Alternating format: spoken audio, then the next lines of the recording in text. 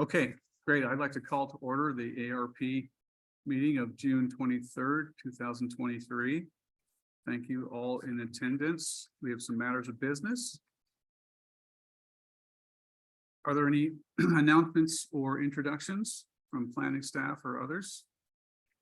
I have one brief on 22 down to Fairley Road. We were reviewed it and they're hired by essentially by us by Cusco to help us out to be the project planner on this particular project. It is city review, so if you prefer. Okay, welcome. All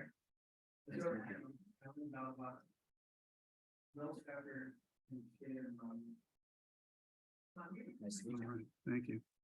Okay, next is oral communication. Is there anyone from the public who wish to comment on anything non-agendized or otherwise?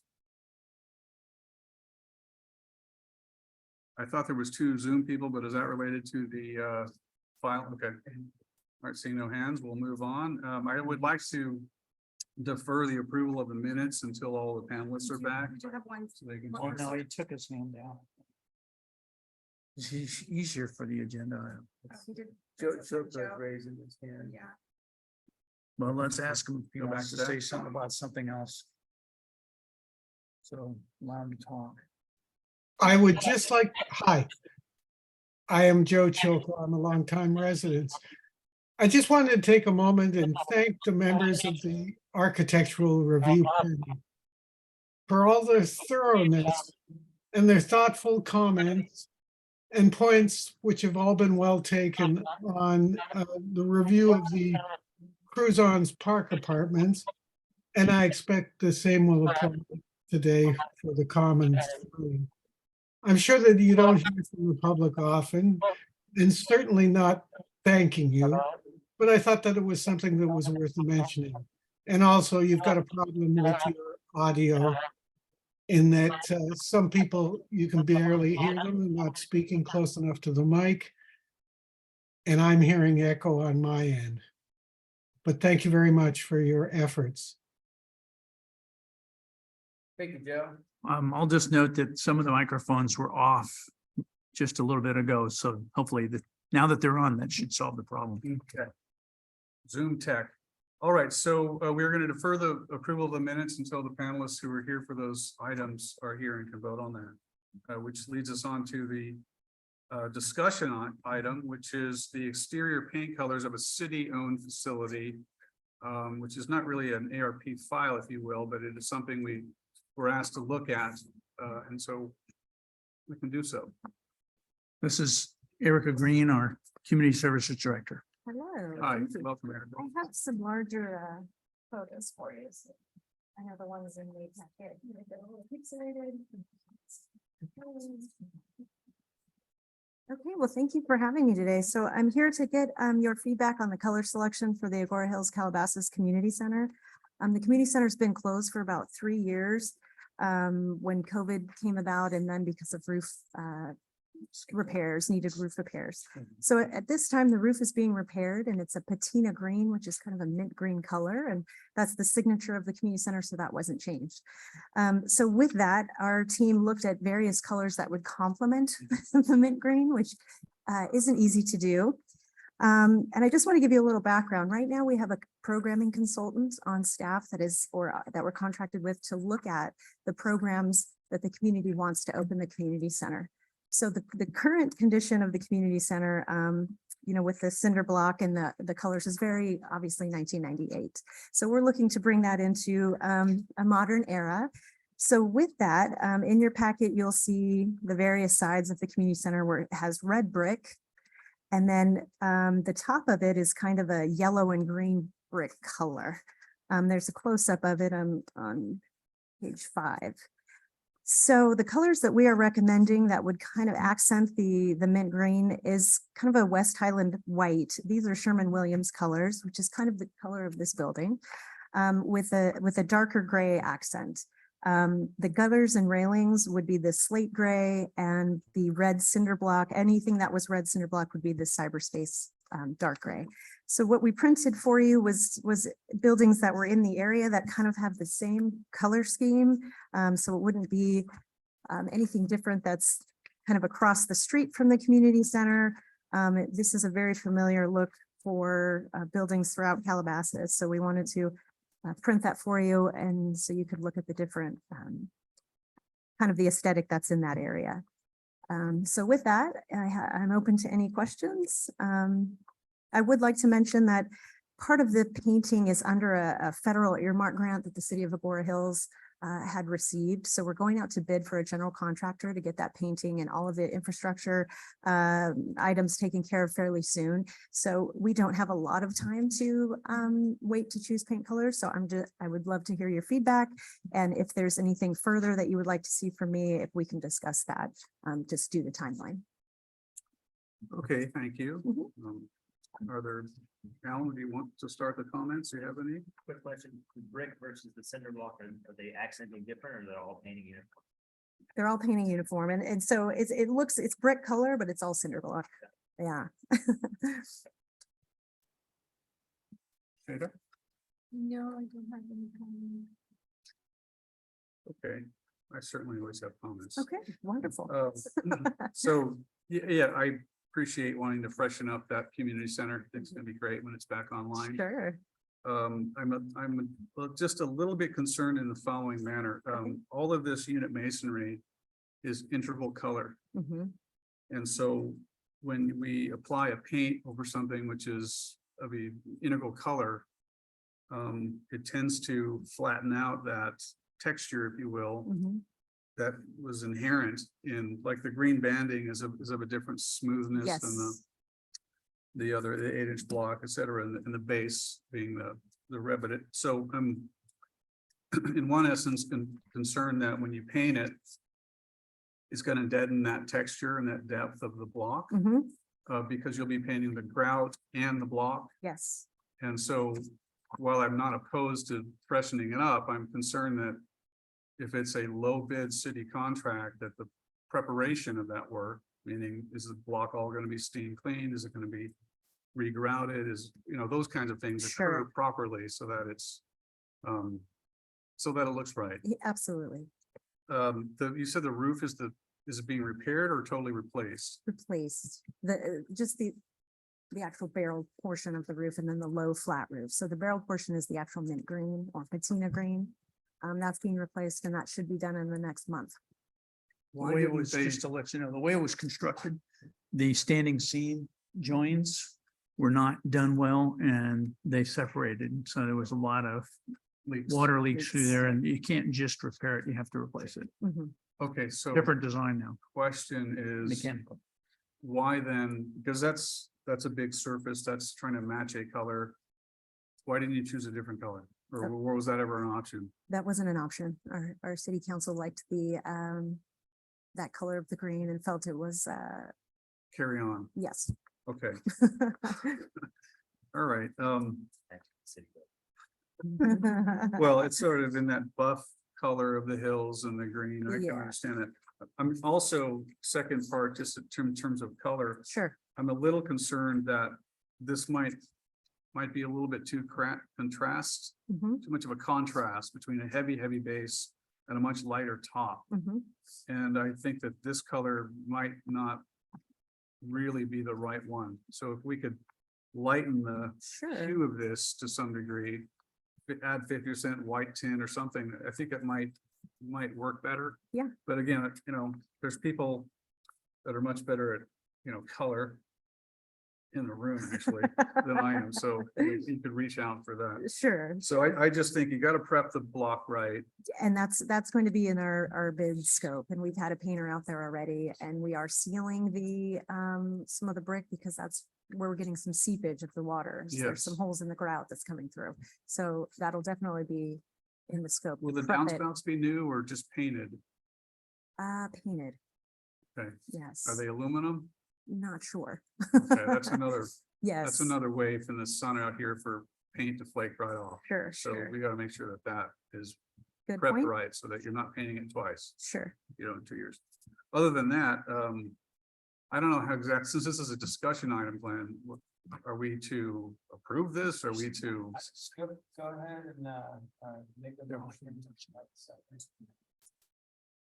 Make those recommendations. Yes, Okay, so the recommendations were to prepare the block properly to receive the paint, including the metal elements, downspouts and fascias. And then to, if this is kind of what we're thinking, potentially lighten the Sure. base color Mhm. and maybe even the gutter Gutter. color, Mhm. so that there's less contrast between those two colors. Sure. But, and then apart from that, it would be wonderful if the city council was truly interested in this green for them to approve a mock-up of this. If there's any way, the backside of the building where no one can see it from the street, maybe do a sample 4-foot stretch of paint from top to bottom and have Peter Kraut approve that. Whoever it was that decided the green should stay. Because that's the real tell in Yeah. in the daylight with a full mock-up. Yes. You don't need to rebuild something, but you know, that's I think the best way to do this. Okay. So those would be my recommendations. Okay. Noted. Any other comments? Is there consensus with that? Yes. Okay. Bravo, Yeah. unanimous. Right. Okay, Did you get all that noted? I have it on. Okay, well, we need it for the minutes probably. So I want to make sure he got it all. all right. All right, Good wonderful. luck with that. Thank you so much. I appreciate Yeah. it. Thank you, Erica. Okay, so on to our review item. File number SPR. Do you want to bring up the minutes, point of order, Yeah, just, you know, yeah, just point of order before we get to that, kind of went through the minutes pretty quick, but technically we're ground out of clock, so we need to make a motion to continue the minutes. Oh, excuse me. if that's what you wanted to do, is that what the group wants? Doesn't, what we did to last time that we're here? Oh, there was a couple of them that Camille and Sophia were here. Oh, okay. Yeah. Prior one. Okay. So, Yeah. Okay, So is let's there a continue. second to Second continue? to continue the. motion. All in favor of continuing? Yeah. All right. Thank you for that. Alan seconded. Robert's rule clarification. Who first? Well, you- Will made the motion? I made the Okay, motion. okay, Second. great. Okay, thank you. Okay, then moving on to this item again, SBR 2023-005 CUP 2023-003 and 004 and 005. SCP 2023-003 and TTM 2023-002. Applications for a site plan review, tentative tract map, conditional use permits, and a scenic corridor permit for a proposal to improve a portion of the commons at Calabasas, located at 4799 Commons Way, within the commercial mixed-use zoning district, scenic corridor overlay zone, and affordable housing overlay, with the construction of 2 new mixed-use buildings.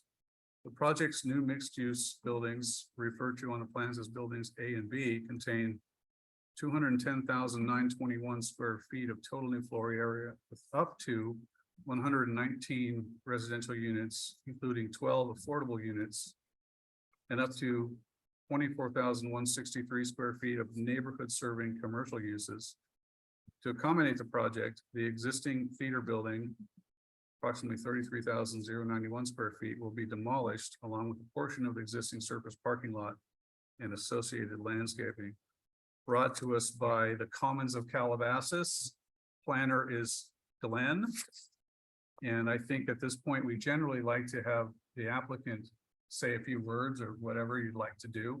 It's a big file, certainly don't have to go through every page with us, but whatever you can do to highlight. You've brought in a lot of materials, which we appreciate. Love that for this scale. So I will defer to staff as to how to lead us through this. All right, thank you, Chair and panelists.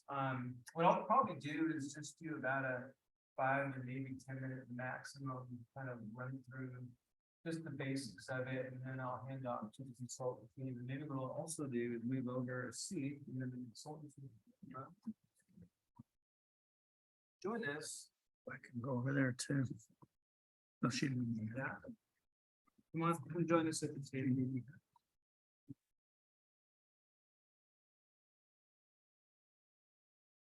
moving to. Sorry, we're a little tight on space. I'm gonna try this upside down, so. I'm not You want me to sure. flip pages? Yeah, that'd be great. I mean, I think this first shot is a great shot to look at. It gives a very good overall perspective of the center. It even kind of shows you where the development's gonna be, so I think we're all familiar with the commons. This project is limited to just a portion of the commons, and so what's Yeah. not being touched in this area, or what's only being touched within this area, the rest of the center can stay as is. So let me flip to the site plan.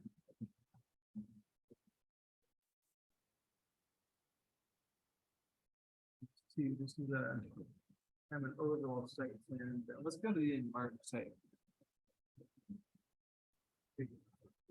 Gives us a better view. So the thought is to demo the existing theater.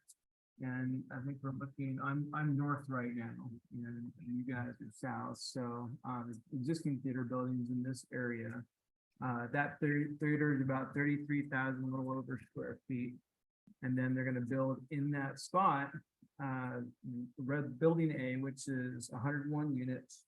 It has 3 parking levels, and so, the entrance to the parking level is off of the main drive aisle right now, as it exists today. And you'll go into one parking floor, and then there's gonna be a parking floor below and another one above that. Above the parking, you're gonna have 5 levels of residential. And then a rooftop, common space area with pools and associated amenities, and then a community building, so to speak, I think gym and some community space on top of that as kind of a smaller portion. We can look at that on the roof plan later. Across to the north is a second, we're calling it building B, but it's really a complex of 4 buildings over a subterranean parking structure, 1 level. Ground floor retail, and some restaurant uses. And some community event space in the form of some lawns. So we can take a look at the landscape plan to give you a better sense of that. The idea and the concept that is proposed right now is to have these 2 buildings face each other and act as a main street concept. That's pedestrian friendly, that folks can come and enjoy the stores and the entertainment on the first level, and then the units will be apartments only, not condominiums. So they'll be for rent.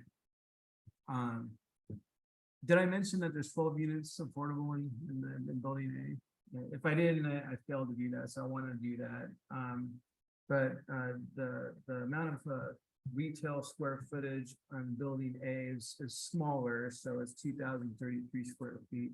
And then in the building B area, 24,000 square feet, but they're demoing 33,000, so there'll be a net reduction in the commercial area on that. Because they're providing the 12 affordable units, they do qualify for the state density bonus law. They've asked for concessions for parking stall dimensions, and then a waiver for the height requirement. And we'll get to the elevations and show you the elevations to get a sense of the height. Go straight there. Yeah. 3. 10. Yeah, 11.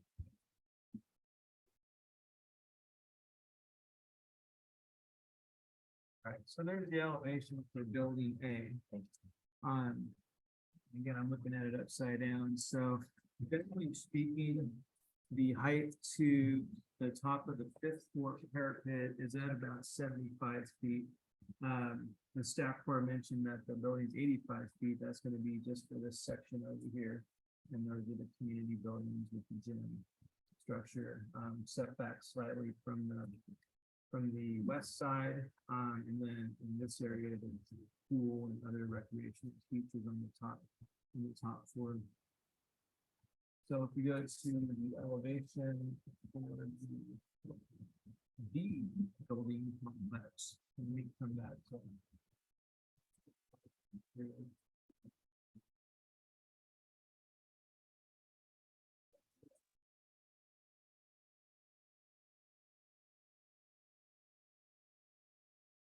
There you go, there's the building B complex, and that's gonna have a maximum height of, I believe, about 53 feet. And that's at the top of the cupolas. But again, they separate out into 4 separate buildings. So I think I just wanna go back to the site plan for a second and bring up one additional item. While we're doing that, I'm gonna quickly let you guys know that the application is still technically incomplete. They have a long list of items to correct for us, the questions we had, and so it's kind of a work in progress. So hold on a second. So by qualifying for state density, it also triggers the time frame issue. So is this considered one of their 5 public hearings?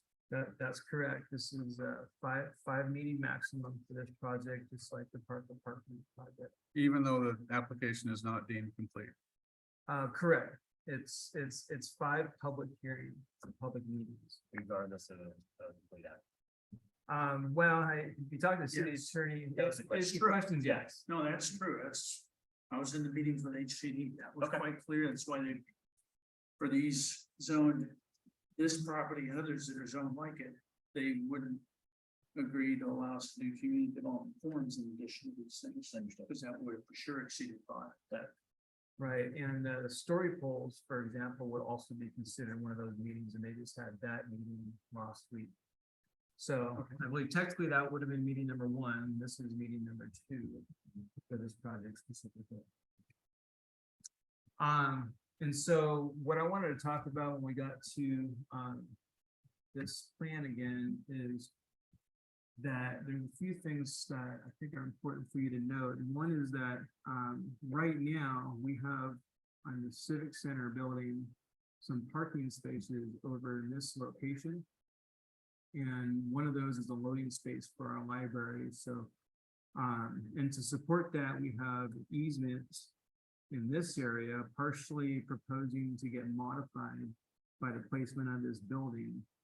And it's also fire road, so I think that's important to note as well. So we're gonna have to work, have the applicant work with the fire department to make sure that they have their fire lane still and proper. That's a fire turnarounds. fence, right? It's a gate. That's a gate that we put up. Fire department has access through Okay, it. so there's no necessity for a hammerhead or a turnaround. I don't believe there's a necessity for a hammerhead or a turnaround in that location. It's just a loss of function for deliveries to the library. Right, and so one of our comments, and something I think they're looking at right now is a way to configure another loading space that is convenient in this area for our library. I know our loading space right now has a pathway kind of around this wall. You can kind of see it right here, 88 path to the library. And then a ramp that kind of ramps down behind the library to get the deliveries in there. That location. Our comment to them was that the parking is essential.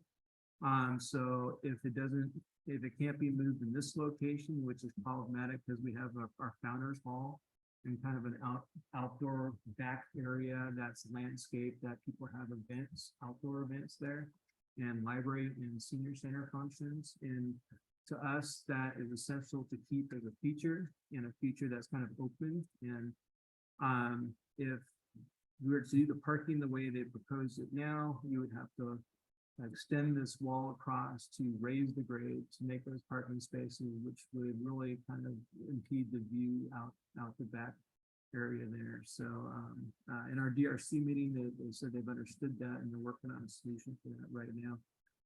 But just want to let you guys know that we have talked to them about that specific issue.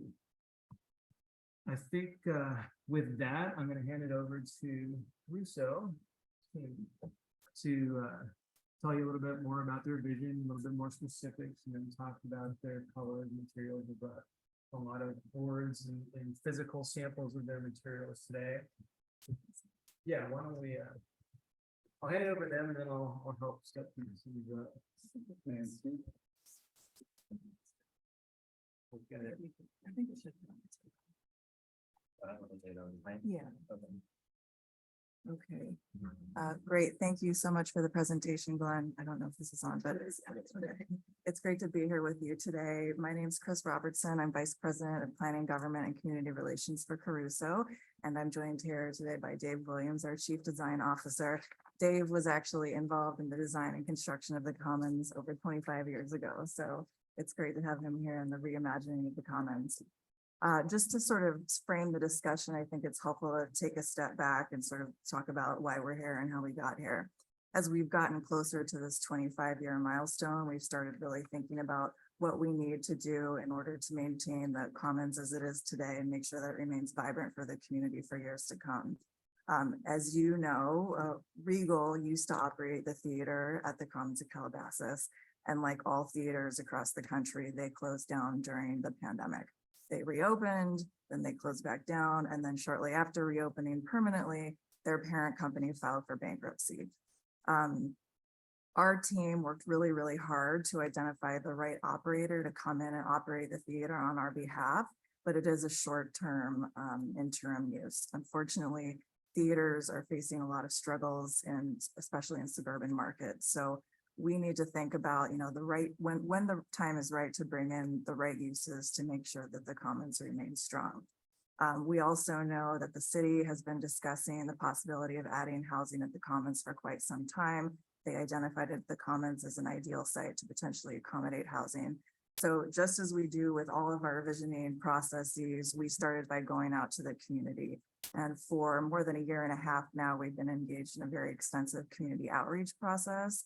We started by having high-level conversations one-on-one with community leaders, elected officials, neighbors, HOA presidents, just to get an idea of, what makes the city of Calabasas so unique and special, and what role the Commons particularly plays in their lives. Because as you know, we opened our doors just 7 years after the city incorporated as a city. So the two of us have really grown up together. And then in June of 2022, we decided that we wanted to reach out to the entire city and go beyond sort of the zone that the Community Development Forum would require, even though we're technically exempt from that. So we sent out a mailer to over 11,000 residents and businesses, inviting them to participate in the first of a number of visioning sessions that we held on property.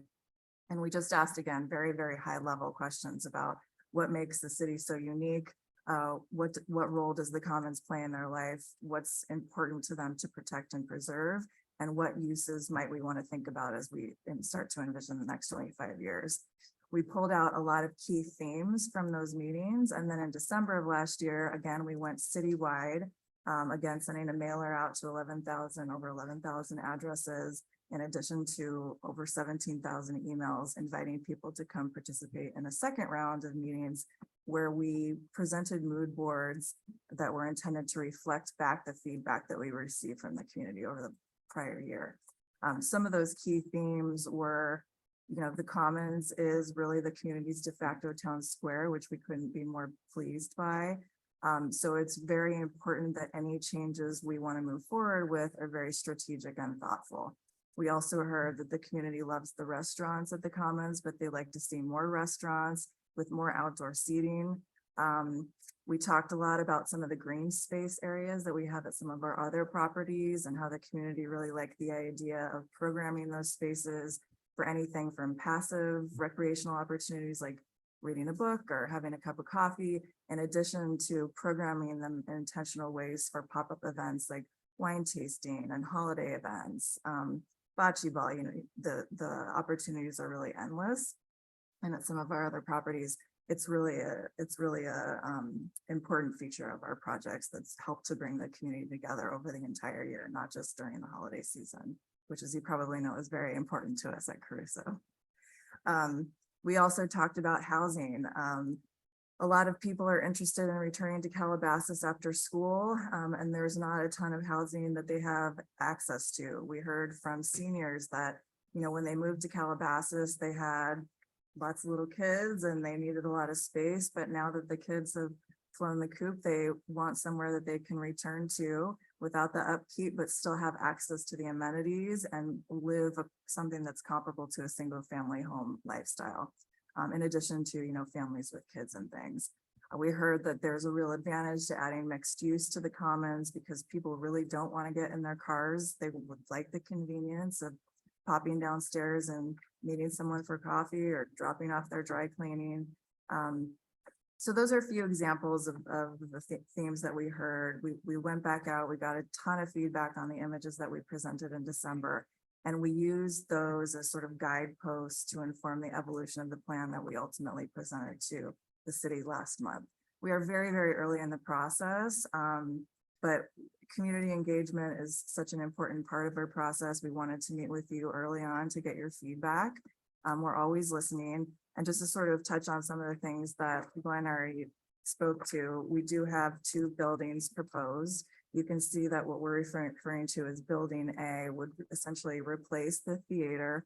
One of the beautiful things about that is that the theater already has this natural setback. So the existing marquee is about 60 linear feet wide, but once you enter into the theater, it sort of turns into this cavern that's tucked behind the ground floor shops and restaurants.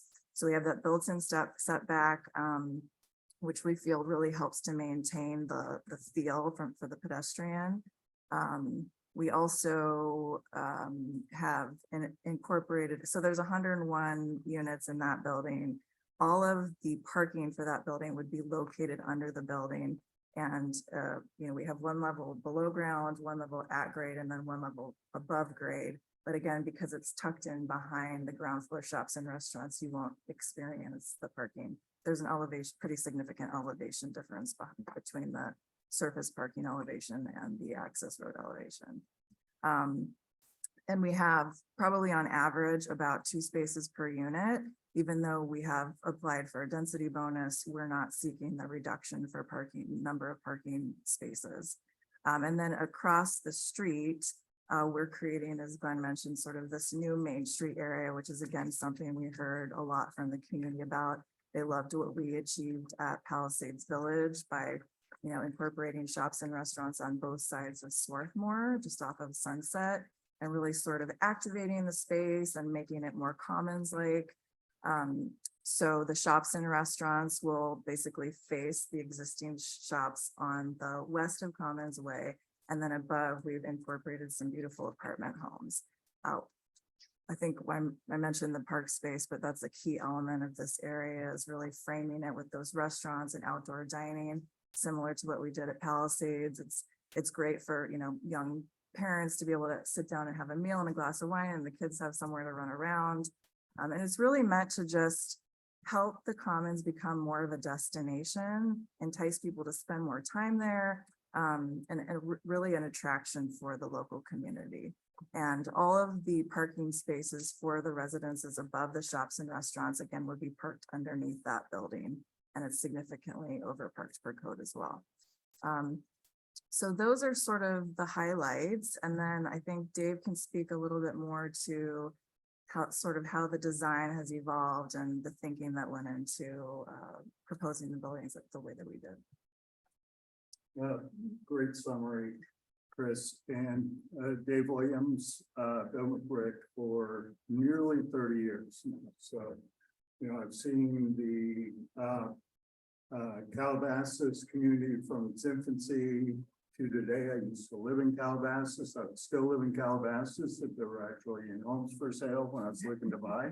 So I ended up in Thousand Oaks, which is a fantastic community, just a little bit further than I'd like to commute to where our offices are in Los Angeles. But nonetheless, I come to the commons all the time. My kids grew up here.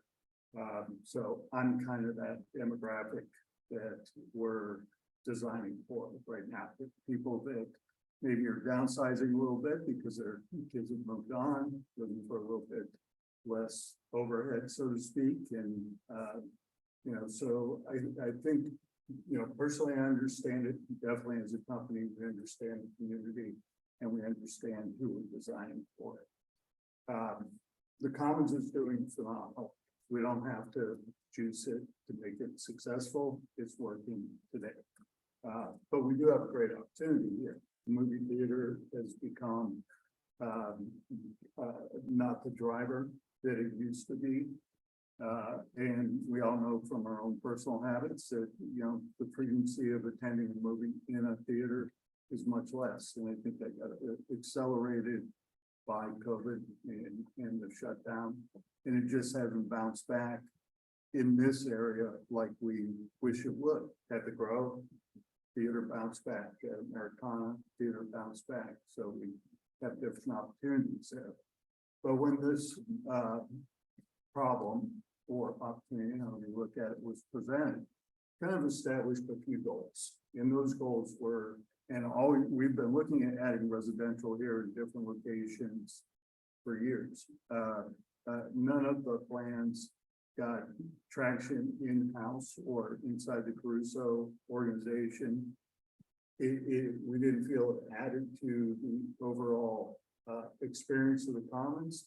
So they never made its way to this group or to planning or anybody in the city. But with the opportunity to look at the theater footprint as something that we could actually turn into residential, that we could put a front door for those residences on the pedestrian spaces of the commons as it sits today, became very attractive to us. The other thing that happened in the interim was the success of Palisade Village. Typically, we don't like people crossing streets and, you know, albeit we get from parking to the pedestrian environment, but once in that pedestrian environment, it's pretty contiguous without having to cross any traffic, so to speak. You know, there's a couple of spots where you have to go from Ralph's over to Starbucks or from bank building onto the retail shopping and dining areas, but precious few areas you need to cross the street once you're in that pedestrian environment. So we want to keep that kind of pure as well, but with the success of Palisade Village and the traffic calming that occurs when there's a lot of pedestrians, a lot of activity, we became very comfortable that in the right scale and the right environment, that can still be a very safe situation. So that's another big thing that we felt would be a goal in this project. We've modeled the scale of our new street in the Commons after the street we have in Palisade Village. So we're very comfortable with the size of that, the length of it, and the scale of it. We also felt that by adding more retail, we needed to add more community gathering space. So that became a priority. So rather than just kind of taking a attitude that we're going to densify, we took the attitude that we're going to add more shops, but we're going to keep the feel exactly the same by adding more paseos, more pass-throughs from the parking that are activated with dining patios and the other elements, and then creating a new community gathering space, which when combined with the existing rose garden that's out in front of Polachek's, you know, that could start to host things like community barbecues and other types of holiday celebrations that we know are successful here.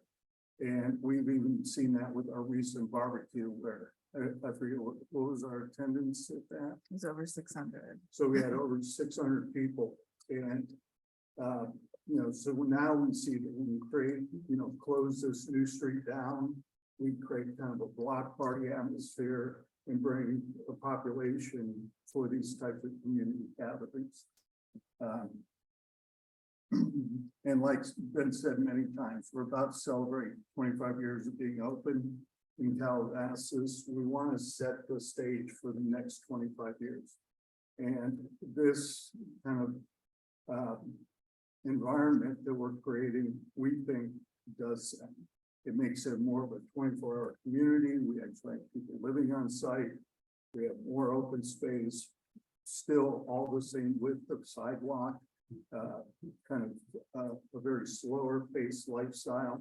And we think that it's just going to keep people in Calabasas and you know, draw the kids of Calabasas back to the community. Let's see, I think pretty much that's it for the goals. I can talk about the specific designs and the specific concepts. But, you know, we're really looking to you guys to kind of present what your concerns are. Ask us those questions and let us be responsive to it. And like Chris said, you know, we're at the beginning of a long road on design. We haven't gotten tenant input yet. We haven't gotten your input. We haven't gotten planning commission input, all of which will start to inform changes and modifications that we fully expect to make to what you see here. New tenant input, prospective Yeah, tenant input. we've We've got spoken with current all of our tenant. tenants. New tenant, sure, this is a better way to put that. And just one more point to make, you can see that the commons is about 25 acres in size. It's very large. And the majority of the commons remains as is. It's essentially the little area just facing the theater that we're adding. When it comes to the number of units, our zoning actually allows for around like 386 units. And if you were to add on density bonus or affordable housing bonuses, you could get like 500 up to 1,000 units. There's no way that we would think about adding that number of units. We're proposing 119, which is a little over half of what the city studied in the housing element, because we want to ensure that this is the right size for the commons and for the community. So it is significantly less than what the city studied and what the zoning allowed for. Would it make sense to just touch on the architecture a little bit if we want to flip to maybe the renderings or we can? Well, However you'd we like could to- do that. I think that because you're seeking preliminary conceptual input, you know, detailing the materials, we know you're gonna knock that out. Thank you. So maybe we could focus on some of the big picture things. And so we can save a little bit of time because we know it's. Thank so you. it will be, right? So, is that okay with the panelists? All right. Shada, do you want to jump in on some Sure, comments? yes. I have a few comments. First, I think over here is really congested. I think if we have like these buildings, it's be better to have these as just pedestrian and not cars going across it. And also, this entrance for this building, it's really get overwhelmed the whole this area, like with this many units and coming and going. I don't know if you can use just this service access for the parking. I know this road is going above, so maybe you can enter from third floor and then going down. I know it's hard to get access from over there, but also another suggestion, maybe you can put these buildings along there, but it would be nicer if this just be pedestrian with some greens and seating area. And another comment is about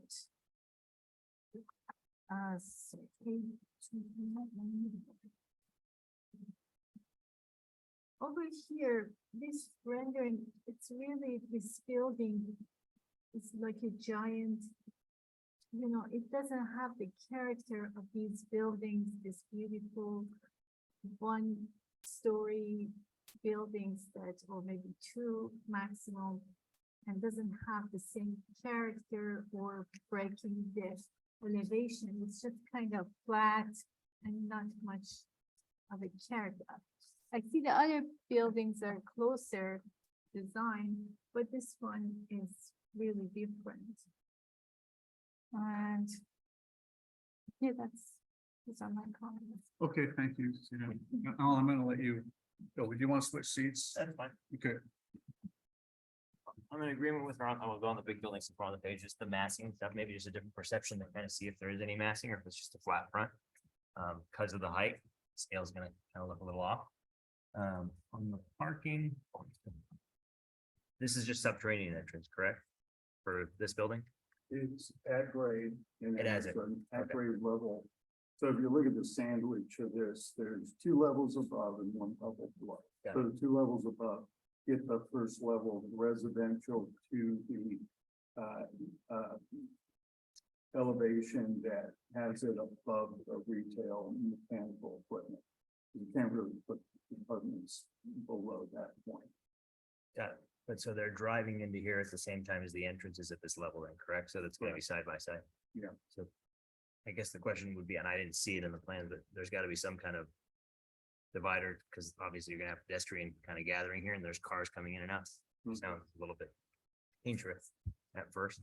This one's fine with me because that's coming off the main drag. On the affordable component, I was just curious, how affordable are the affordable ones?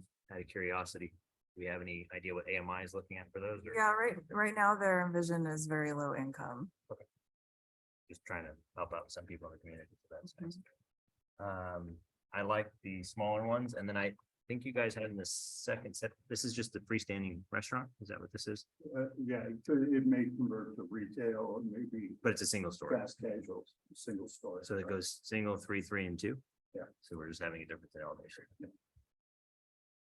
I think they're actually low income now that I'm thinking about it. It's fine, They it's just could, they curious, could, yeah, That's fine, again, early. I'll let you go, 'cause I'm sure you have. Okay. Yeah. You can jump. no, anyone I can can always back jump in, on yeah, yeah. So, okay, thank you, Al.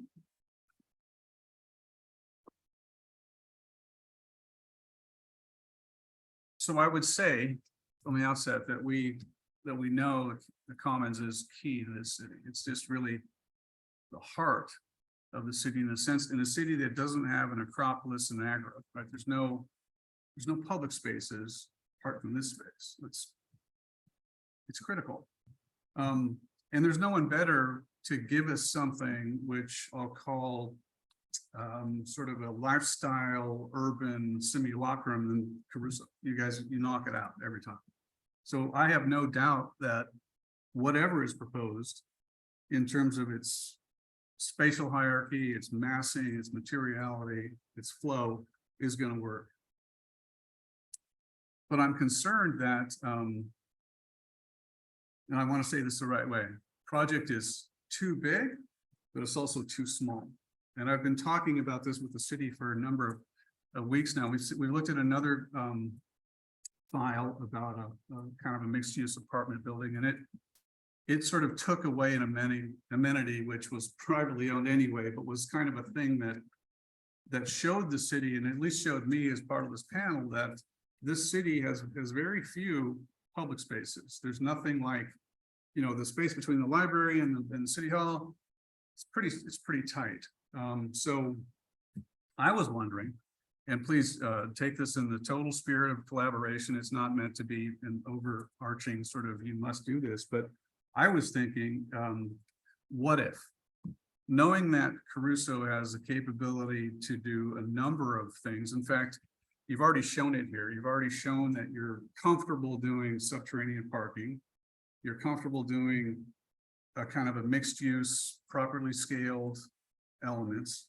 You're comfortable doing what I'll call a more traditional form making built with smaller buildings and a more contemporary one. And so all the elements of the jambalaya, if you will, you guys are expert at. So the what if is this: what if in the notion of this city, and this is to Glenn and Tom maybe and others listening, this city doesn't, when it's 2150, when it's 20 whatever, a long time from now, what is the city going to look like? What is it going to contain that are things that make cities great, which are public spaces, which are amenities, which are things that you talked about, the barbecue space, the Hanukkah lighting, all of that, right? We don't want to lose any of it. But we also can't really rely on the private sector to always provide that. But we're in a quandary because there is no more public space in this sort of downtown general area, right? That we could create what I'm going to show you. So I'm like, how would you, if you were Edmund Bacon and you're thinking about the design of cities, how would you go about thinking about creating the Noli map of Calabasas? What would you do? And you might use a figure print. So I said, what would a figure ground look like of known public spaces in our lot? So I just picked a few. This is Florence, you know. Palazzo Vecchio. This is the Della Signora, right? Everyone's been in this space. Everyone knows the size of the space. Here's our lots, our combined parcels. And I'm not saying fill it up with buildings. I'm not. I'm saying there's a relationship. There's an old world relationship, and that has gotten batted around, and I don't think it's necessarily appropriate. But the idea that you're creating urban spaces by combining the faces of buildings, which you've already been talking about, this street you're talking about, and Shade is right. You can't put people and cars in the same street. I just feel like that's a thing that you maybe shouldn't try to do. You can't drive in here. You can't drive into other sort of squares in this town. So this is one notion of a known urban space on the planet. There's tons of examples. They don't all have to be Europeans with Gulf that where this really works. And it works because it's kind of worked for centuries. So the idea to you as the applicant is that maybe it's thinking too small, maybe we think a little bit bigger. Maybe there's more work on the site to do by clustering more buildings around to create more courtyards. Second one I'll show is Trafalgar Square. Right, and I'm showing this just to show to scale, because people probably walk these things. What is, if I plotted Trafalgar Square here, Cenotaph, all these things, like what would be, how big would that be? Well, it'd be about this big, right? So that's kind of that's a pretty big urban space. And so maybe it's too big, but again, it's a space that people know about, and it has usage by the city occupants for centuries, right? It works. Last one, and all of these have different characters to them, you know, but they're all sort of, you don't drive in there, you go in there to, maybe they're too big, who knows. The last one is Place Vendôme in Paris, right? That's the size of it.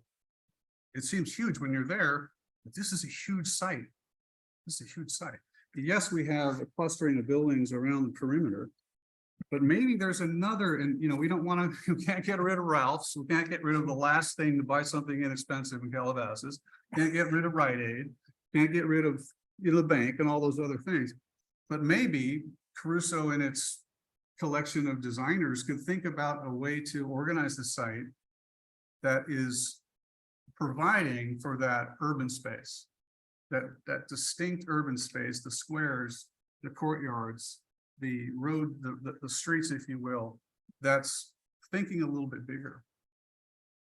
So that's my first kind of introductory comment. And these are, like, anyone could have done this. This is not like groundbreaking, but I figured, and maybe your team had already thought about these things, had done a kind of figure ground analysis, but I think that's the best way to start about, like, what could we put on the site and how does that inform our building making?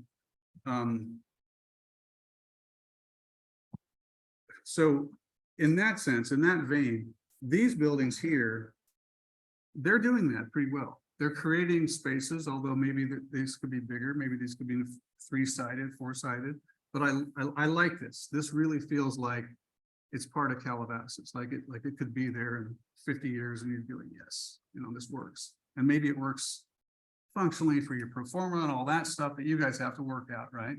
And you're not scared of putting the cars underground, which I think in any of these site planning strategies is a must, right? You can't have acres of surface parking and ask for buildings everywhere.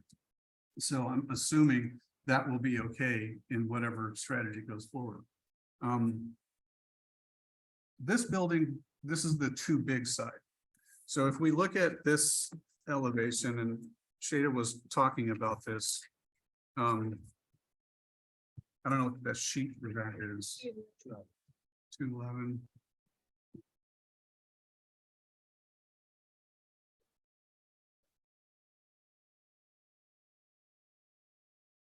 So here's our low 1 and 2 story village, if you will, although I think we could go to 3 stories.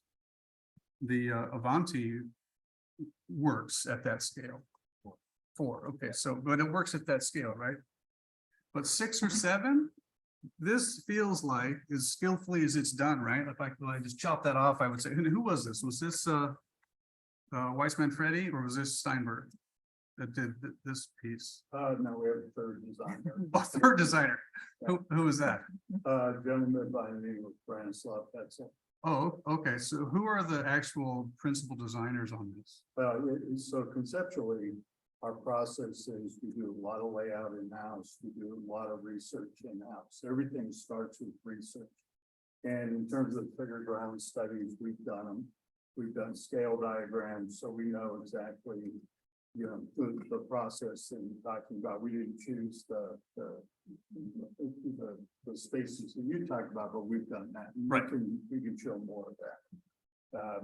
And you know, in our world, the building too big in open spaces is probably a bigger sin than building an open space that feels crowded and you know, have to really fight to kind of fit everything in. We'd rather it feel crowded and then, you know, the church on Easter Sunday spilling out into the outdoors. So that's our strategy when it comes to open space. And then the way we deploy designers somewhat comes down to their field of expertise, but also comes down to the style of architecture. And you know, it shouldn't, it's no mystery that we took an attitude that this mid-rise, this apartment building was going to be decidedly different architecture. And there's a lot of theories, many of it is the form of the building following the way we want it to be experienced from the inside of the building and out. And then we found supported historic precedents, which you'll find in any great historic city where modern architecture lives next to historic architecture. And even though the commons, they're only 25 years old, clearly there was a kind of a Tuscan influence and Italian influence throughout. And then your civic buildings, you know, another layer of different Mediterranean design on top of that. So we found those historic precedents, kind of found our own justification for that to make these decisions in terms of. Yeah, no, that's great. I mean, and clearly you guys know what you're doing. So it's not as if we distrust that at all. No, in none of, I say speak freely because, you know, we go through these debates internally, Yeah. and we're gonna get very little out of it if you're throwing punches, so to speak. I will say this is, you know, a flat elevation, so it's not showing all of the articulation in the building, and it is following that footprint of the existing theater. So Yeah. there's a lot of movement. And, you know, obviously. Because we want to focus in on that building. Well, no, I mean, in terms of the too big, like the too big argument is if you took that amount of building and you could somehow spread it out. I don't know if you can possibly do that so that you're creating more of the front stuff in a way that still gets the units that you want and it all works. And look, I'm okay with it being a contemporary next to a more historical theme, if it's done properly, right? You can think of all the great work that Renzo Piano does, right? I mean, it's just like, it's there, right? Terracotta, things like that nature, even glazing, I think, which is what you're showing, a lot of glazing. So, but we kind of were touching on that in another applicant where like maybe it was too contemporary. So I think that from the public's perspective, I don't know if they've seen this kind of, you know, large block come in, but you're gonna get some reactions to this. Undoubtedly. Yeah. It's really tall. It dwarfs over everything in that area, in this area. So it's gonna feel like the biggest, baddest thing on the block. And yes, it might be well detailed and considered skillfully in shade and shadow and texture and color, but it's still going to be an overpowering mess. Yeah. That maybe from your idea is that in perspective, it won't feel as big, but I think that it would. And I think that probably, you know, to pitch it to the planners and planning department or the planning commissioners and the city councils, you have to tell the story in 3D. I mean, these are so skillful renderings. I love looking at these, really nice. Usually a view perception. But you gotta do an animation, you gotta do a flyby, you should do some drone studies, just to tie this, because it's all the tools, you have all the tools, so I know you can use them, so use them. And, you know, it's a matter of time before they make their way. Of course, of public. course, of course, of We course, always this is do, just, but, you know, in kind of the perspective of things, so we are dealing in nothing in California that's flat, so we're dealing with the topography of Calabasas. I don't know what the, you know, the hotel site at the far end of, Park Sorrento is, you know, where that is in terms of an elevation, but we happen to kind of be part of the lowest end of the city. And then, you know, just across this site in particular is a 30-foot grade chute. So if you're on the fire lane, you know, you're at the first level essentially of the residential building. Our first level of parking is below that fire lane. by so at least if this 8 or was 9 zero, you're minus 30 at the road. We're minus 30 at the corner of Parker and Calabasas Road. So that's why the King's Fish House has the waterfall. We would raise that site up. Well, yeah, so, you know, if you go to the L100 is that kind of lot. Or Yeah, so this is minus 30, if this is zero. all the way behind the building is, yeah. So, you know, we've been fighting. That almost feels like subterranean parking might not be a difficult thing. If you could do commercial strip with parking behind it, seen it before, I think you've done it, with buildings on top, then you're not gonna see the parking, right? Who wants to look at a parking structure, right? You wanna only have that integrated without doing the expensive subterranean. I'll say one of, Expensive, yeah, I'm sorry, I'm trying to read the second, Chris, but expenses aside, we know the consumer out there. And trying to we haven't put any consumers in parking structures on this plan. This is all residential parking to Mhm. support the residents and whatever staff that we have to support those buildings. There's no intention of putting any of our customers in a parking structure.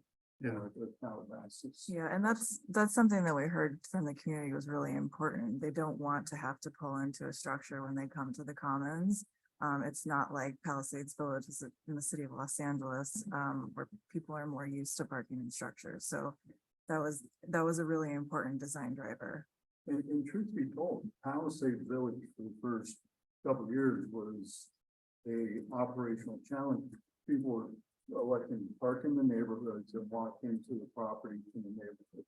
It took that amount of time to train the customer to park in that underground structure in order to, you know, it's a curve that we went through.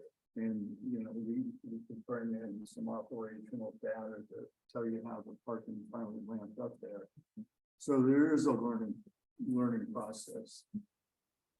We have, this is our condition, right? That's our kind of, so, you know, Alan is absolutely right. This little piece here, cars and people, tough. Lots of cars, actually, because there's lots of people coming to this block, right? So to make this zone like a really activated street zone, which is kind of the urban design idea, I wonder whether or not you ban the cars. You know, at some point, that you block that off. Or you can do like a dedicated walk across and then no cars, they stop there and stop on the other side, that's it. Yeah, no, but maybe there's some of these spaces like over here that you can create, you know, some building formwork that creates these things that I'm talking about. Because yeah, it's great to have kids run around, but maybe there's more of that. Maybe that's bigger to some degree. And I think we could pick a spot, we can find a spot, and so let's say you've got. Sorry, Okay. it's some of the colors on. Yeah. Because it Yeah, just draw draws the illustrative is. Kind of tells the story. So, Yeah. So, you know, maybe, and I agree, the goal isn't to have, you know, a lot of people in cars intermixing. We think that, you know, we can talk about kind of actual unit count, we can talk about how much traffic's coming and going through this entrance. But I'll tell you, we Our first proposal was to come in off Park Center Drive and Park Sorrento intersection. We designed an underground entrance. We made it work. There is a spider web of utilities there. And it just became this, it just took up so much of this intersection in between the city pedestrian intersection, which was highly designed, negotiated 25, 26 years ago when we were doing this back then. And I know because I'm the one that kind of, we worked out that 60-foot, we did all the scale diagrams, all the, figure ground studies that you guys are alluding to. We did all that back then to come up with this connection between civic uses and the commercial uses. It's worked brilliantly. And one of the things we're very proud of to point to when we go into other jurisdictions and say, we're a great public-private partner when it comes to this kind of things. It basically cut because just to get the ramp down, you needed about 80 feet. And that left a much narrower 20-foot-ish walkway through to the civic plaza function. So we had to jettison that. Then we got all the service challenges, which, they're going to be part of this project as well. And people are going to bring up, challenges that have been experienced along the way. We've heard a lot from Maureen, who's, since retired, and somebody's taken up that mantle for her. So we have to really have some dedicated loading and unloading trash areas. That's got to be along the backbone of the center. We've already worked with fire department or fire experts in the fire being liaison with the fire department. So we know what we have on the plan now works for the fire department, even though it hasn't gotten signed off from them. So all that backbone, trying to bring somebody in on the along that, simply it's in conflict with too many things back there. And we don't think it's the best, safest way for somebody to come home to an apartment that's now replacing what used to be a single family home for that resident. So we've looked at all kinds of gating and pedestrian intersection technology and just the way the physical environment will be designed there, along with our own staff, so that we've created a safe situation. We think we've cracked the code, and even though it's a totally unrelated kind of use, we had this up in Miramar when we designed that hotel. Everybody was freaking out about how are you going to safely have people cross railroad tracks? How are you going to control that? Well, we have. It's actually become an asset. The training has become an asset in that property. It's now worldwide known. I mean, that's the 5-star resort with train running for it. And it's gotten all these accolades. And not that this is that situation, just that we don't give up until we crack the code on how to make those interfaces between pedestrians and cars or pedestrians and trains until we make it work. We and I can assure you we're going to do it here. And the reason I guess I'm pushing back now is I just don't have another solution because I've tried everything else. Well, what Some of about the, though? some of the design features we've incorporated so far that are on the renderings are decorative paving, bollards, like beautifully designed. Treating the edge of the retail building. So there's a lot of different design elements that are We've currently held contemplated. things back, so there's plenty of you. Yeah. There's not a blind corner, so to speak. This is just a single loaded corridor, right, along this path here, or is it double loaded? It's double loaded. It's two-way Okay. street, it's double loaded. So I still feel like, and I know you had to solve this, right, for your own internal idea, but it feels like 210 cars coming out here when this is in operation, it feels like this is the real urban opportunity, if you will. And so why can't the cars just end here? Why do cars have, I mean, it's not that far of a walk, right? Why do the cars have to come in here?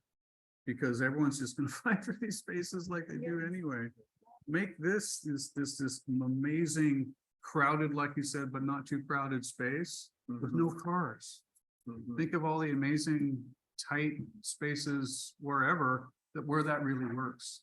Because I think that separating pedestrian from car is an important part to make that work, right? Someone blaring down here with their Tesla on and Drake screaming, like, maybe that's not the best move, right? Maybe someone doesn't want to hear that. Well, it's interesting because those kind of people want to be seen and they go exceptionally slow. So, But and I should videotape Swarthmore and Pacific Palisades, because we do have this commingling of, we had never done it until that project. We look at any of our projects, Grove and Marathon, and it's become kind of this thing to be seen, and you got, you know, people on electric bikes and you got, you know, cars moving very slowly down that street. You know, what I do think, as you're pointing to, is you're pointing to this intersection, I'm like, okay, so the opportunity here for me is, let's infill this. And let's divert, instead of having traffic come up here and be part of that scene, let's divert that traffic into parking east and west before it gets all the way up here. Let's close that. So make this the circle and bath, right? Yeah. Make that a kind of a thing. Make Yeah. that thing more of the space. You know, I haven't really looked at it from that point of view, because this is, but as long as this is visually open, you know, that Politics Tower, Mhm. you know, with the great clock on it, that focal point will still exist. I wouldn't want to put a building there, but I definitely would want to put an open space there. And let's let that kind of mitigate traffic, because now it's starting to divert people over here and here. Maybe we create a little more cross traffic here. So that the east and, right now, so when I come here on busy night, I park there. And then I walk up here and I go to the west, because it's like nobody's ever parked over here. Right. And Ralph's turns over, Brady turns over, dry cleaner's not even open. So now, if we're talking about creating more open space here and create more cross connection here, maybe this starts to work better so that the distribution of parking starts to migrate and connect east and west. And then we have these great colonnaded or tree-lined walkways to get into the centers. So we're not encouraging traffic up onto that street. Yeah, no, I think you guys you're onto it. I think, but you have to, trouble is, we can't look at this too many times. In fact, by the state, this is kind of it, this and maybe one more meeting, which for a project of this magnitude is a fundamental disservice to you. Not that we're all that, and also to the city, because the city's asking us to look at stuff. So we want to look at your details and your materials and all of that, but we have limited time in terms of the number of. If we could, and I'm sorry to interrupt, but That's we okay. picked it, I mean, I think we're pretty trustworthy on the materials and detail. Maybe we'll focus our collective efforts in here on that. Let's focus on, you know, I know we've got an uphill battle to convince you that the layers of things that are happening in between here and the pedestrian and the new apartment building that we're building, it is the right scale, which I believe it is, confident it is, and how we kind of create an open space and a hub of, with that figure ground study and some scale diagrams that pick up on what you've shown us. You know, I want to focus in on the things that are kind of big issues for you guys, because I promise you we'll take care of the details. But I want to also give you support and be comfortable that the big moves that we're making here are right to the city. Okay, so that's great and appreciate, and we do trust you in that sense, because how can we not? This is like, this and then the promenade in Westlake is kind of what made Caruso, right? From there, you guys made amazing, even better spaces. Yeah. So we know you can't wreck this. It's like your legacy. So I believe that, you know, we can trust you to do that right. I want to, from the public's perspective, make sure that ideas about urban space, ideas about placemaking for this city, because really, like I said in the opening, this is it. This is our public square, is done with enough levels of amenities so that in the future, people are like, yeah, this really works. And I feel like this is part of my city without realizing you're stepping across onto private property. Right, like this garden, this is only for residents, right? This top piece, right? So, I mean, we can't throw that at the public. Hey, come to the rooftop pool, right? That's not gonna work for your residents, but darn it, why couldn't it? Why couldn't there be something, maybe not a pool on the rooftop, but something that's like of a public good? And I'll just leave it at that. Sorry, can we jump in?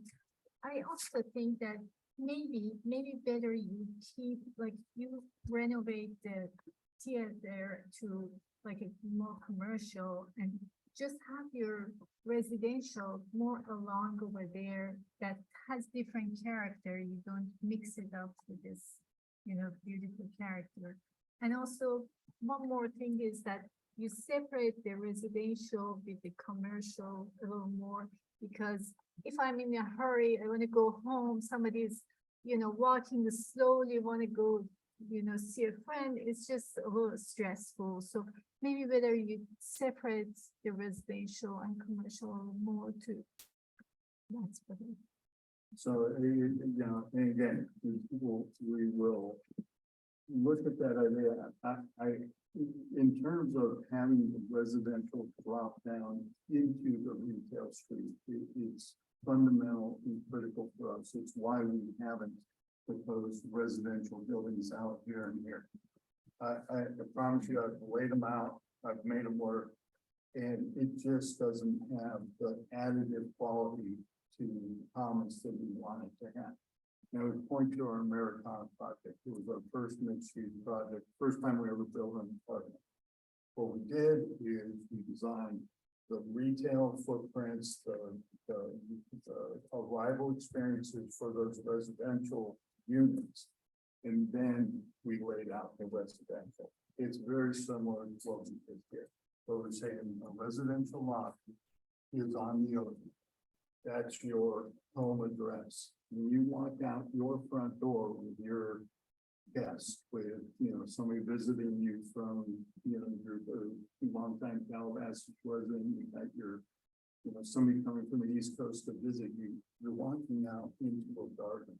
You're walking out to grab a bite to eat. You're not walking through a parking lot or even along a really nice walkway through a parking lot.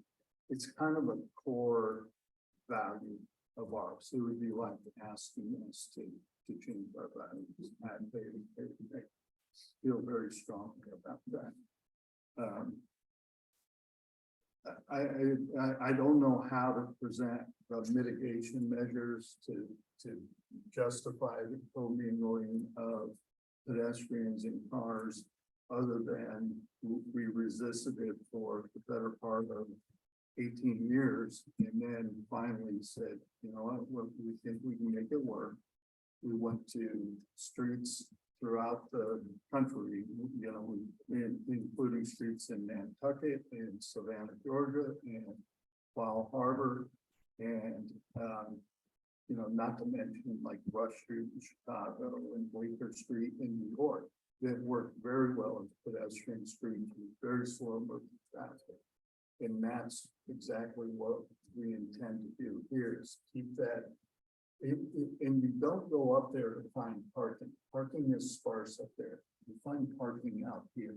If you just want to become a parker and a pedestrian, but if you want to go through and you want to be kind of that showy guy that's plastic Drake in his Tesla, you do it there. And people are pretty respectful, you know, there's, you know, they get the tone of the place, where I do think that we've latched on to something that now I can't wait to go draw. is the idea of truncating this road. Distributing these people that are going to parking up this center drive, pushing them east and west so they don't get all the way to that road. Which further, I think, dampens the traffic that's going to be on that road. Okay, well, Alan, do you have other comments? Yeah, I'm all right. You guys want to just look at let's look at the material board so that we know we can have done that.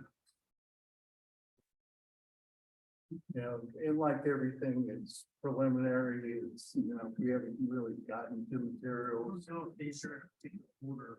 Sort of, yeah. It's, typically, residential, given like temporary solar glass, but all of our retails can be, clear starfire glass. When we use metal, it's real metal. You guys might want to stand up and get them, I don't know. Yeah, bring them all over here.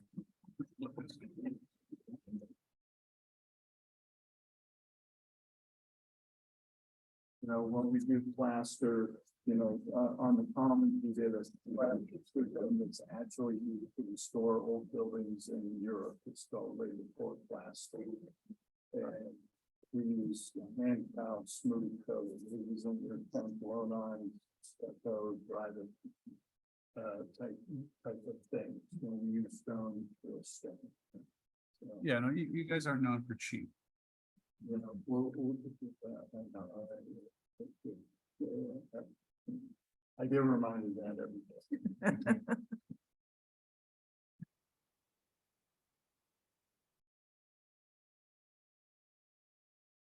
The roof tile that you see rendered on the plans will be the exact same Redlands slate tile that we did everywhere. Yeah, no, it's interesting that, you have the two languages. You have the language of the existing, which you're tying into with this new Umbrian, the new Umbria.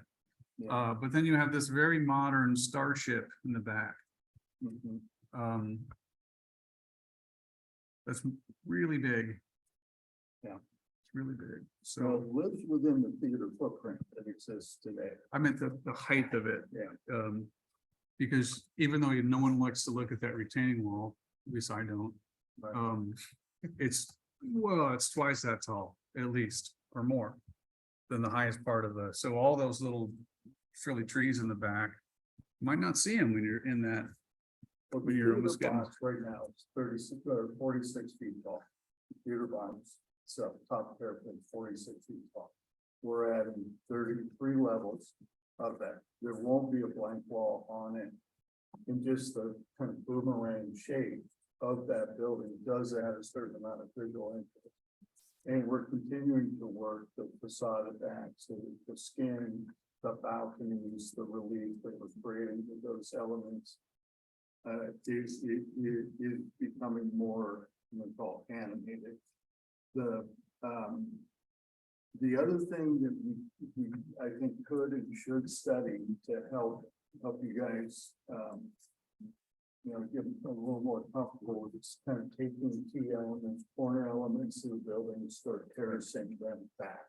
So that there's more of a build up to the height and it's not so sheer wall in terms of what it's doing. How much of the facade, even though it's set back, is the projected part, which is this material?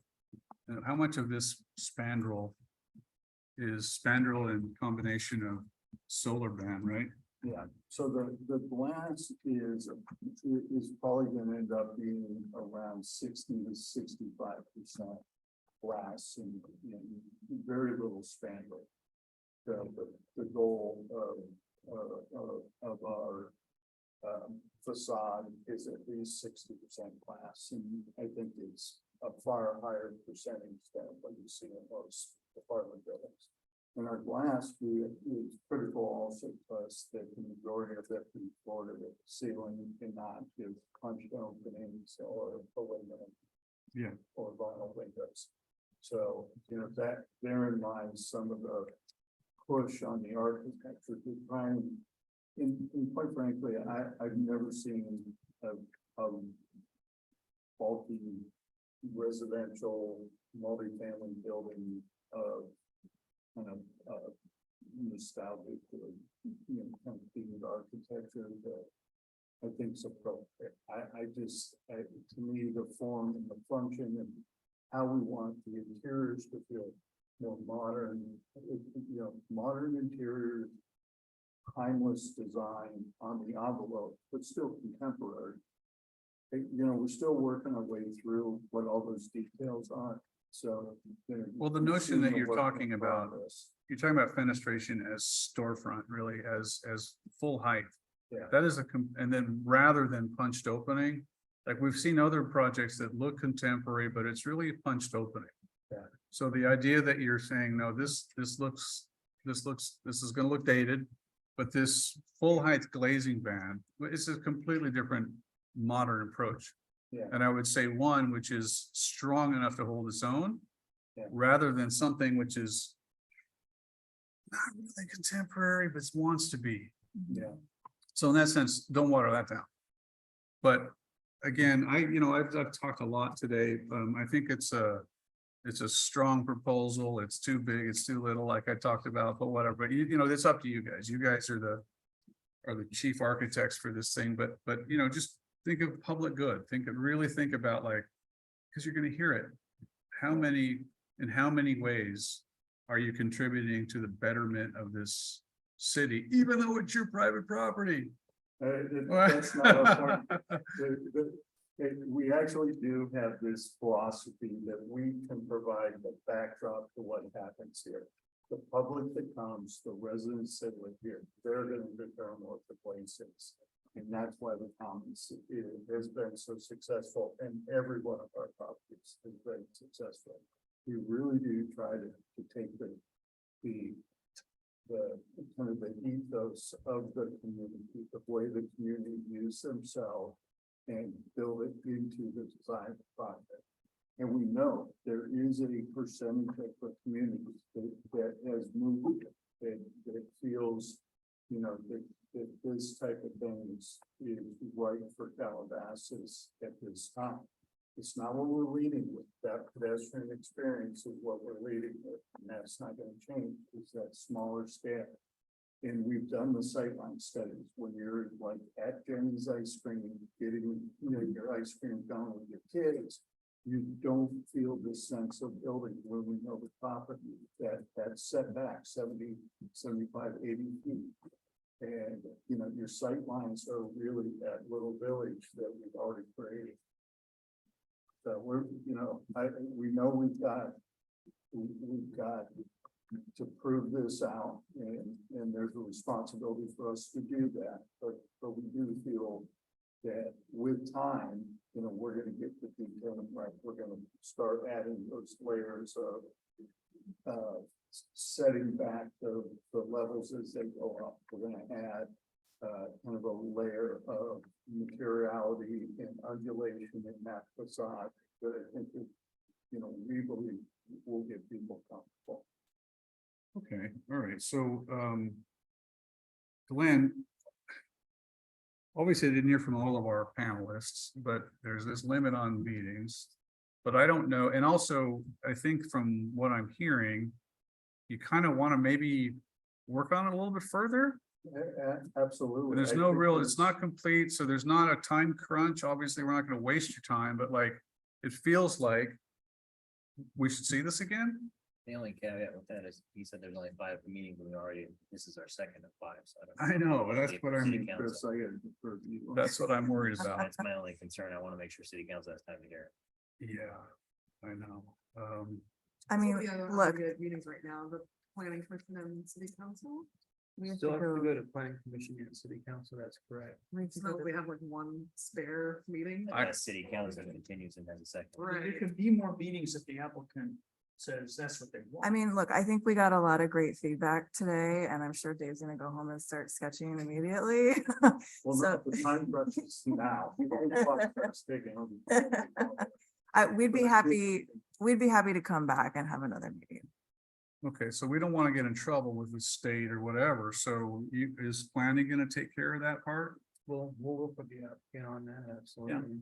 Okay, all right, so I just think that look, this is great stuff, and there's no doubt in my mind it's gonna be even better. The first iteration, it's first iteration. So, well, but that we're seeing, that our first, right? Yeah, you're right. I think if you can get some 3D perspectives for next time would help a lot, just to kind of show the massing in depth.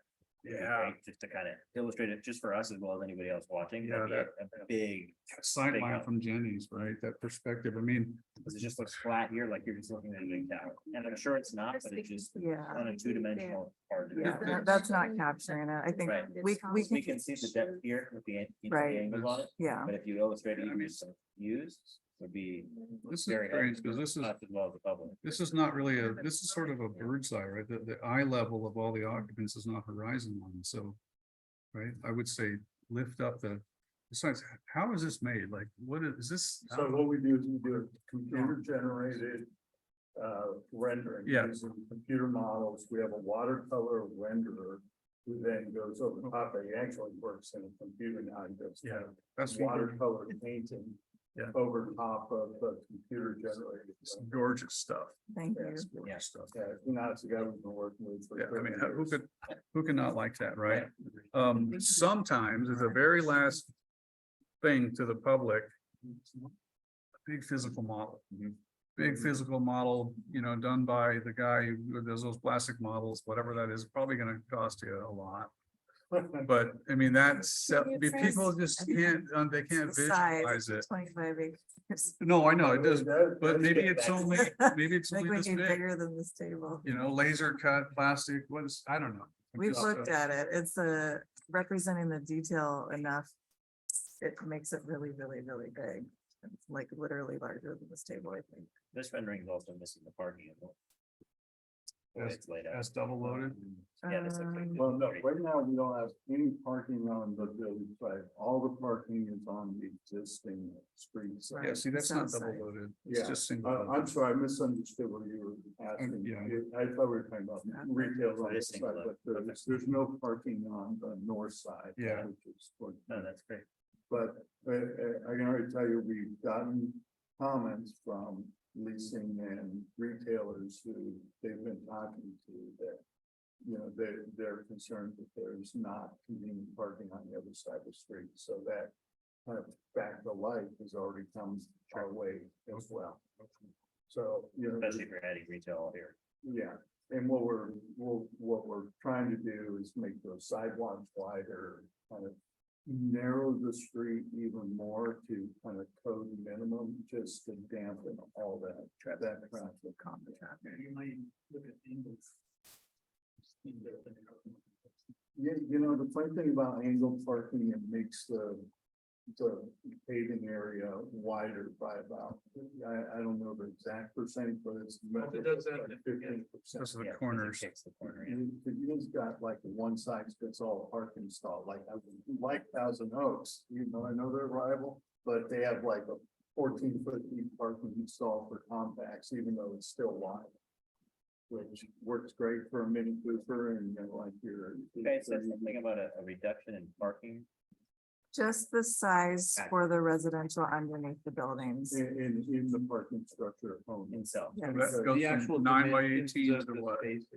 Goes from 9 by 18 to, 8 by 17 or what? No, it's actually 9 by 18. It's really for the, well, it's 9 by 18 and the 11 by 18 on your. Next to 11 by- columns. next to the column wall, yeah. And they just don't make standard parking structure forms like that. Columns It becomes too this big, yeah, you can't. technical, like we have to reinvent so much stuff.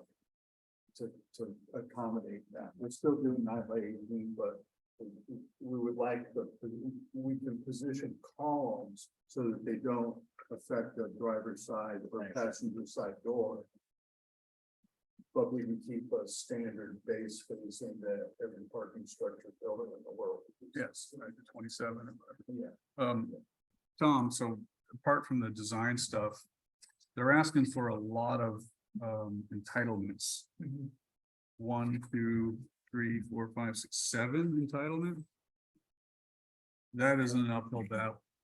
Well, Well, I mean, well. a lot of there- them are necessary. They're in a scenic corridor, so they're gonna need a scenic corridor permit, site plan review for any new construction. Okay. Is necessary, CUP, because they're expanding the number of restaurants, the alcohol licenses for those, which require conditional use permit.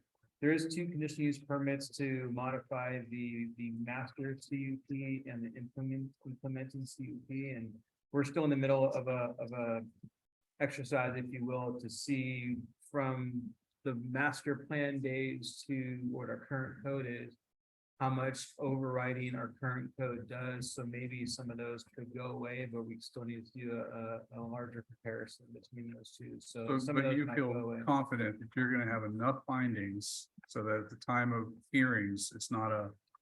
Because you know someone will contest these giveaways. Giveaways? The concessions. Yeah, Well, the concessions are just under the density bonus, so Concessions are the the state law. findings are Determined stair. very, very focused. And the other discretionary, the other discretionary actions we're requesting are really a result of the fact that we've been here 25 years, the underlying approvals capped us at like the existing square footage. So to do anything, we have to go through a process. Like Glenn mentioned, we're still figuring out exactly what that package is gonna look like, but it's really more procedural. question to you, why obtain the state housing? Why saddle yourself to the state rules?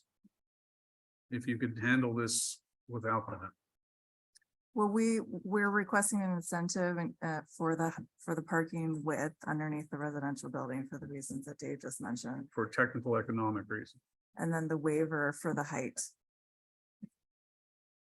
But like I said, we don't need a density bonus because we're so significantly Yeah, under the density allowed. Right, but what the way the state law is written, well, is that somebody's doing the affordable housing at a certain amount Percentage. qualifies for density bonus, as long as they basically waive that trump card under state law, whether they exercise the bonus or not, doesn't matter.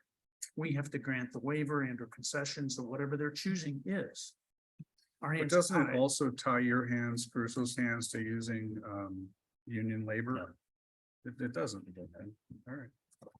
No, what ties their hands for something like that would be the threat of a lawsuit from the carpet regime or some similar entity, which Well, has I been guess the you've case been in in the other politics situations. business. You Or can have- perhaps a federal grant that would require prevailing wage. It's okay, they're private. But look, I mean, we've been reaching out to the community for over a year and a half now. We just said, we want to come back to you. We want as much feedback as we can get. I just want to make it easy so that you don't get He's trying pitched. to help you. Appreciate kinda it. go down the line, He's trying to see what's coming. Yeah. All right. Any other comments? Okay. Peter? I think it was a great presentation overall, and we like the open dialogue. Thank Yeah. you. Appreciate it. I think the input is good stuff that's coming out of this all. All right, so if there's no other business, why don't we, do we need to make a motion to, we don't, do I we? think a formal motion to continue the item to another meeting. Okay, There are some members of the public after that I have one hand raised that I can. great, let's hear from them. So I'll we make, want to summarize the bigger points. I mean, it sounded like, and we got a note taker over there. And this has been taped. See the cap. okay, all right, Okay, so we're ready for a motion. okay. Does anyone want to make a motion? For continuing, Yes. I make a motion that we continue the meeting for another. I Okay. think that All right, all in favor? Aye. Aye, I okay, thank you. We will see you again. And we'll hear from the public now. Would you like to stay to hear that? Yes. Okay, so we have speaker cards, I think, for some people that are here, right? And then we have some over Zoom as well.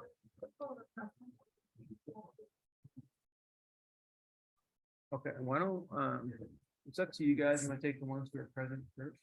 Sure, okay. Then we have a Daniel, is it Ragstein? Come on up. And maybe sit Mike, or how about this? Yeah, right here. Might be-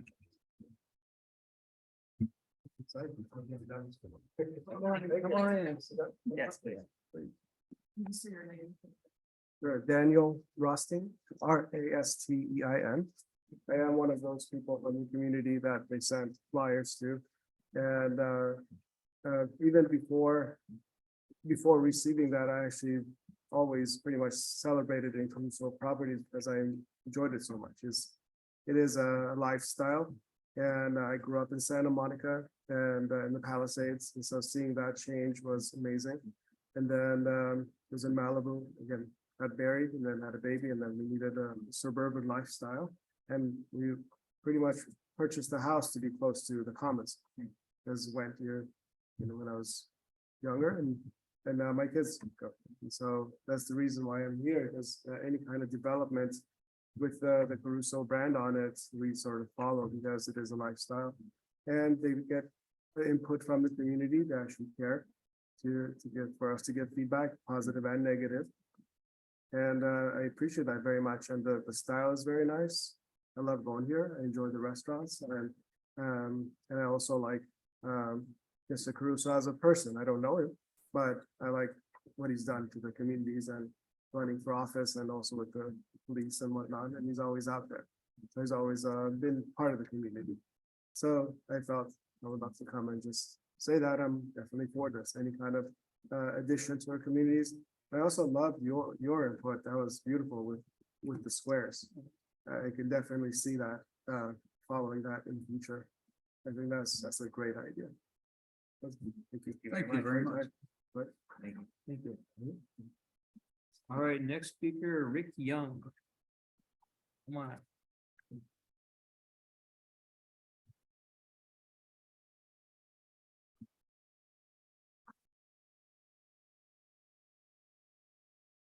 Hi, my name is Rick Young, and I want to thank the Architectural Committee for allowing me to present myself and my feelings. I'm very active here in the city of Calabasas. I'm very well known. I work for the city. I participate in many activities that we do. I work for the Calabasas Senior Center, and I volunteer more than 80 hours a month for the city at the Senior Center. I am very concerned about the growth of our city and the success of our city. And I see that the Commons bring so much to our community. They bring a focus point for all of our families. They allow our children to come out on a Friday and Saturday night in a safe and clean environment. They offer so much in the way of community activities. They bring activities such as the holiday stroll party, the Hanukkah menorah lighting, the community barbecue. They started up with our senior center with a holiday toy drive, which collected last year over 4,000 toys for a very needy organization. I am one of the many people here in Calabasas who enjoy the Commons, utilize the Commons, appreciate the beauty and the upkeep that they bring. We are so lucky to have this center in our community. You look at the center, it doesn't look like a 25-year-old center. That looks fairly new to me. It's so well kept and appreciated.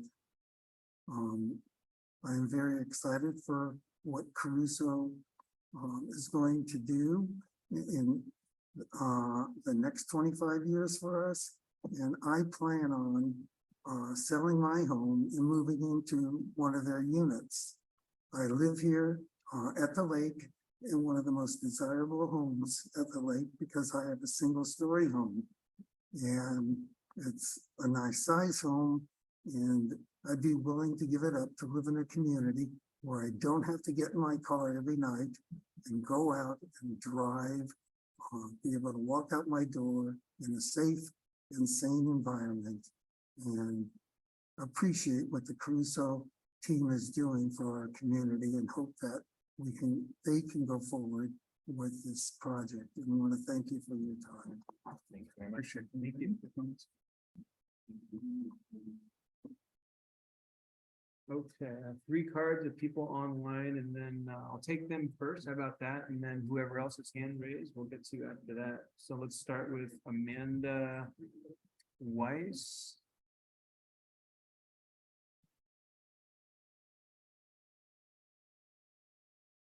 All right, well, thanks. You might pop in. Maybe. Hi, can you hear me now? Yes, we can. Thank Okay, you. wonderful. Hi, good afternoon, everyone, and members of the Architectural Review Panel. I'm Amanda Weiss, and I have been a resident of Calabasas since 1992. I still remember when the Commons was first built. I'm a frequent visitor there. It's a really important place for me and my family. We spend a lot of time there. We love the beautiful pathways, the open air layout, and just it's a great place to relax and have dinner.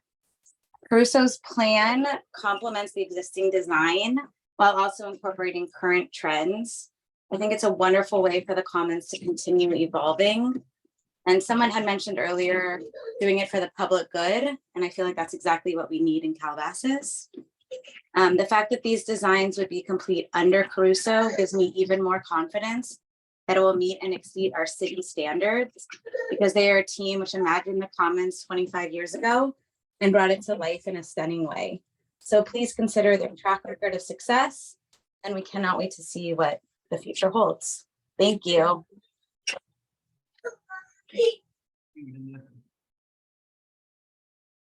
And next was Randy Felix.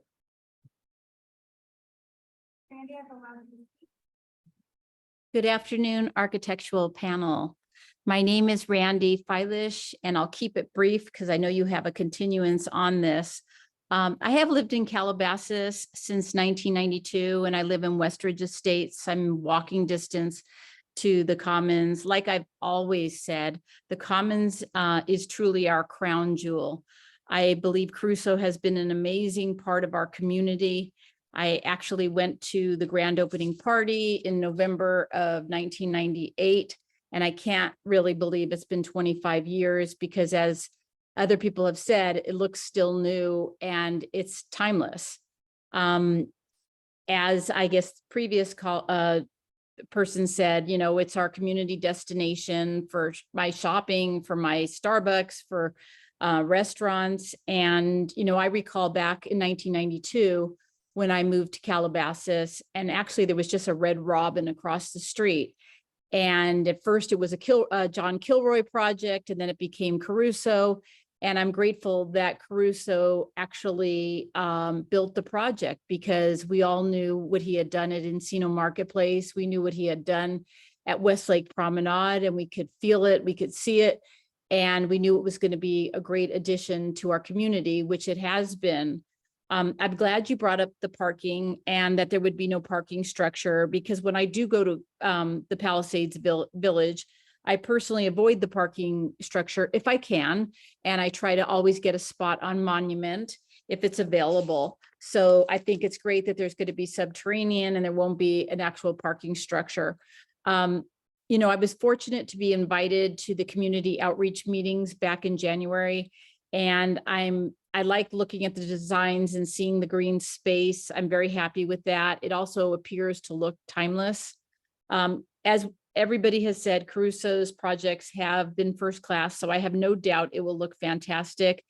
The residential at both like Pacific Palisades Village and at Americana have been first class, and I know that this will be a first class project. On a separate note, I saw Dave Williams on sitting at the table, and what he's done in the past 25 to 30 years for designs for Caruso has been exceptional. So I have no doubt that moving forward, collaborating with you guys, it'll become an amazing project. Thank you for your time, and everyone have a good weekend. Thank you, Randy. Next, we have Patty Mardell.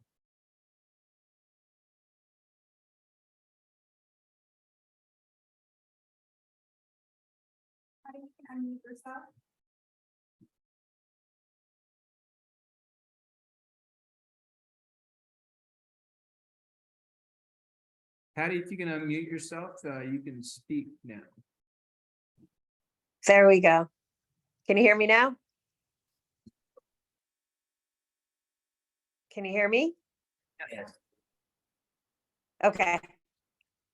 Thank you, Architecture Committee, and for all the time that you're taking on this. And I just want to say I'm a resident here of Calabasas for the last 26 years. And I too was able to watch the land be cleared and this beautiful center be erected here, which is the pinnacle, the center of our community.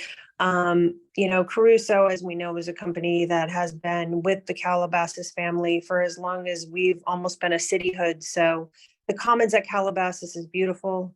It brings so much added value to our community.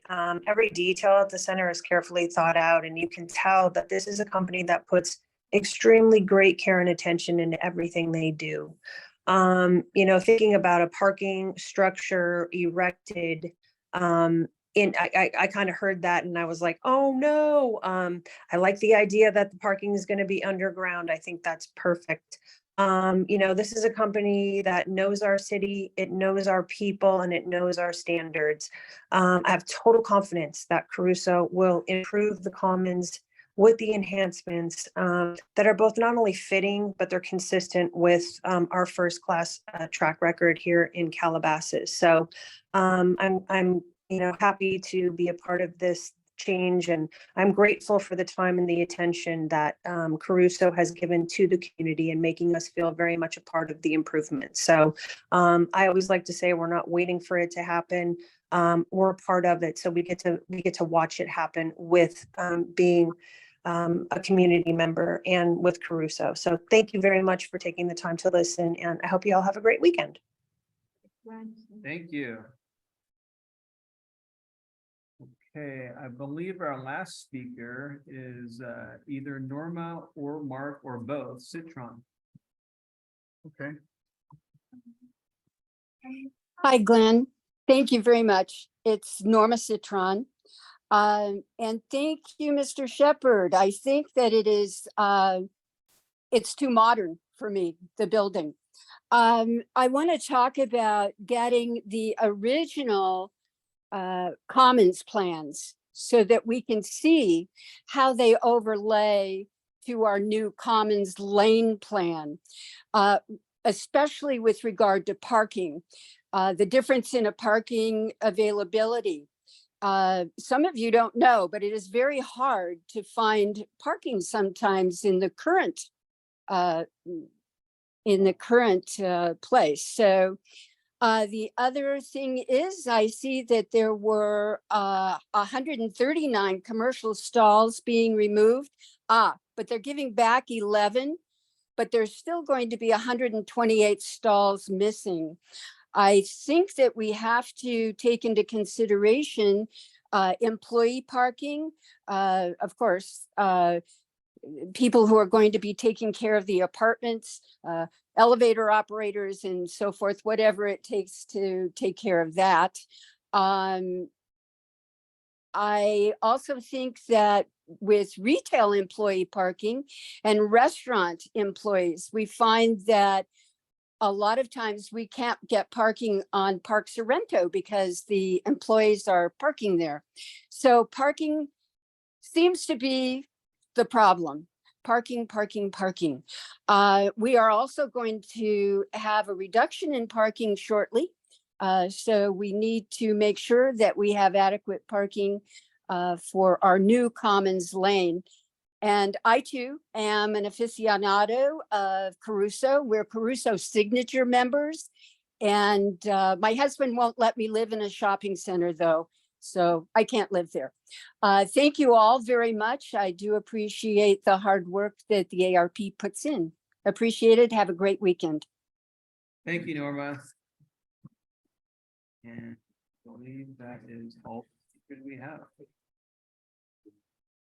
Okay, are we complete then? Commentary? I think we're complete. All right, well, let's close the meeting. Thank you very much, everybody, and we'll see everyone next time. Okay. No, he's still there. He wondered.